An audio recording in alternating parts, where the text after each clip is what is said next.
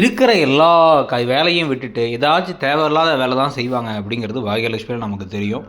இனியா இப்போ தான் வந்து காலேஜ் செகண்ட் இயர் படிச்சுட்டு இருக்காங்கன்னு நினைக்கிறேன். ஸோ செகண்ட் இயர் படிச்சுட்டு இருக்கும் பொழுதே வந்து திடீர்னு டபக்குன்னு ஒரு என்கேஜ்மெண்ட்டை பண்ணி வச்சிடலாம் அப்படிங்கிற ஒரு முடிவு பண்ணிட்டாங்க. ஏன் அப்படின்னா ஆகாஷை காதலிச்சதுனால.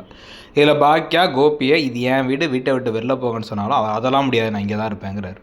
இதில் ஈஸ்வரி முன்னாள் மருமக தான் அவங்க. ஆக்சுவலாக அவங்க கிட்டக்க போய்ட்டு என்ன சொல்கிறாங்கன்னா, இனிமேல் நீ பேகை தூக்கிட்டு எங்கேயும் போக வேணாம், இங்கேருந்து வீட்டையும் குடும்பத்தையும் பார்த்துக்கோ, கோபி வெளில போவான், முன்னோர்களை தான் சொன்னாங்க அப்படின்னு. முன்னோர்கள் ஒன்றும் முட்டாள்கள் இல்லை அப்படின்னு வாட்ஸ்அப் ஃபார்வர்ட்லாம் எடுத்து படிச்சுக்கிட்டு இருக்காங்க.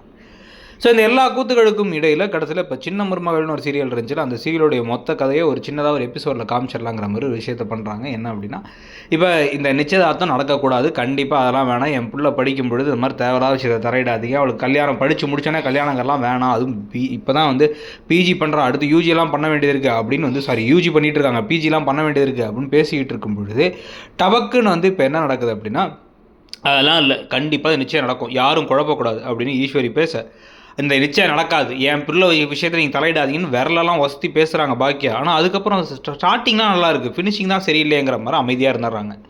இதே நடுவில் இனியா என்ன பண்ணுறாங்க, போலீஸுக்கு கால் பண்ணி எனக்கு விருப்பம் இல்லாமல் கல்யாணம் பண்ணிக்கிறதுக்கு என் பாட்டியும் டேடியும் ட்ரை பண்ணுறாங்க அப்படின்னு ஃபோன் பண்ணி இன்ஃபார்ம் பண்ணிடுறாங்க. அப்படியே அந்த படத்துக்காக தான் இங்கே வந்தப்பறம் இப்போ போலீஸ் வந்தால் எல்லோரும் என்ன நினைப்பாங்க, பாக்கியா தான் போலீஸை கூப்பிட்டாங்கன்னு நினச்சி பாக்கியாவை எல்லாரும் கரிச்சு கொட்டுவாங்க, ஏதோ இனியா ஒரு கை குழந்தைங்கிற மாதிரி. கடைசியில் பாக்கியாவுக்கு இன்னமும் அப்படியே அவமானங்களும் இதுவும் இடியுமா விட உடனே கோபி இந்த வீட்டை விட்டு போக மாட்டேன் அப்படி இப்படின்னு வந்து பேச, இதில் நமக்கே இப்போ ஒரு டவுட்டாக என்ன இருக்குது அப்படின்னு வந்து பார்த்தீங்கன்னா, கோபி முன்னாடி சொல்லுவார் என் எல்லா பிள்ளைங்களையும் பாக்கியா விட்டு பிரிக்கிறேன்ட்டு. அதுக்காக தான் இப்போ நல்ல ஒரு ஆட்டம் நடித்து கொஞ்சம் கொஞ்சமாக ஆல்ரெடி ஜெனி மனசை செழியன் மனசை மாற்றியாச்சு.